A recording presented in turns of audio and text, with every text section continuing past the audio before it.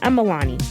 I'm black, female, and neurodivergent, aka I lost the genetic lottery. The only thing I could do is pull myself up by my bootstraps and live whatever life takes me. If anyone deserves to profit from my trauma, it's me. That's the life of a neurospicy black girl.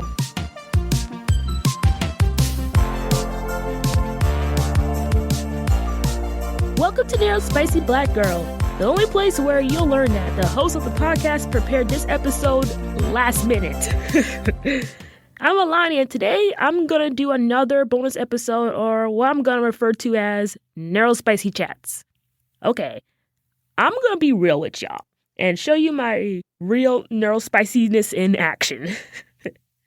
So, this show releases bi-weekly on Thursdays, and I recorded my New Year's and collaboration episode prior. By the way, check them out if you haven't already. So I thought it was good for January. Well, it turns out there was an extra Thursday in January that I forgot to count. See, there's a reason why I did not become a STEM major in college. Anyway, guess who last minute came up with a script so they were able to record something the next day? With the overwhelming feeling I had, plus my tumultuous 2024, I thought it would be a good idea to chat about self-care. I touch on this a little bit in my Struggle to Be Creative episode. Go check it out if you haven't already. This time I want to discuss the self-care I do to help calm my neurospicy brain. If you need some ideas for self-care, I encourage you to listen to this episode and try these out. Also, leave some of your self-care ideas in the comments or send me a text about it. Link is in the description. Number 1. Aromatherapy. If you're someone like me who has an anxiety disorder or is just prone to getting anxious, I bet the one thing you hate hearing is, "Oh, calm down." Well, no, Sherlock. If I could calm down, I would at the moment. Duh. A common technique / method that is often taught are breathing exercises. However, this may be an unpopular take, but I don't think they work if you're by yourself. It's easy to do breathing exercises when there's another person there to remind you to do them. However, if you're having an attack and you're by yourself, your mind is in fight or flight mode, wanting to escape the attack. At least that's what it's like for me. That's where aromatherapy comes in. Aromatherapy is the practice of using essential oils for therapeutic reasons. According to this Johns Hopkins medicine article, aromatherapy, do essential oils really work? When inhaling essential oils, the scent molecules in them travel from the olfactory nerves, aka your nose nerves, directly to the brain and especially impact the amygdala, aka the emotional center of the brain. Now, I feel like essential oils get sort of a bad reputation due to multi-level marketing moms who don't vaccinate their kids. I know one of y'all got one of them in your neighborhood, especially if it's a suburban one. The ones that got HOA fees. Anyway, the reason why I recommend aromatherapy is because it is a more implicit, subtle way to present or ground yourself. Your mind is not pressured to remember a technique, so you can do a simple action such as rubbing some lotion. Now, here are some warnings and precautions about aromatherapy. In the same Johns Hopkins article, they don't recommend using essential oil diffusers as the vapor can affect people differently.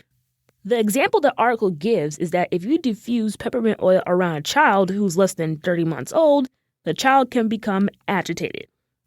Additionally, pets can react badly to scented vapor. The article recommends that the safest way to use essential oils include aromatherapy accessories such as necklaces or bracelets, body oil, and an aroma stick / essential oil inhaler. I'll leave the article in the description of the episode to learn more. But I highly recommend to speak to a medical professional to help incorporate them into a healthy lifestyle. Number 2, dancing. Now, I don't mean professional dancing. Although if you are a professional dancer, you can incorporate this too, just with more skill and rhythm. Now, I suck at memorizing choreography, especially in a classroom setting. The dance units in elementary school and middle school were dark days for me. But when I'm by myself, I just turn on my music and dance my emotions out. Not only you're getting good exercise, but you're releasing emotions.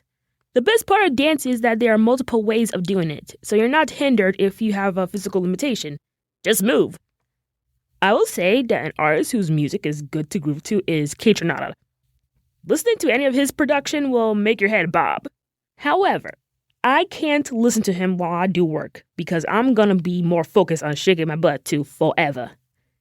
Anyway, extreme Catronata. Number 3, journaling. Ironically, writing can be a cause of anxiety or stress for me, especially if it's for this podcast or if it's for work.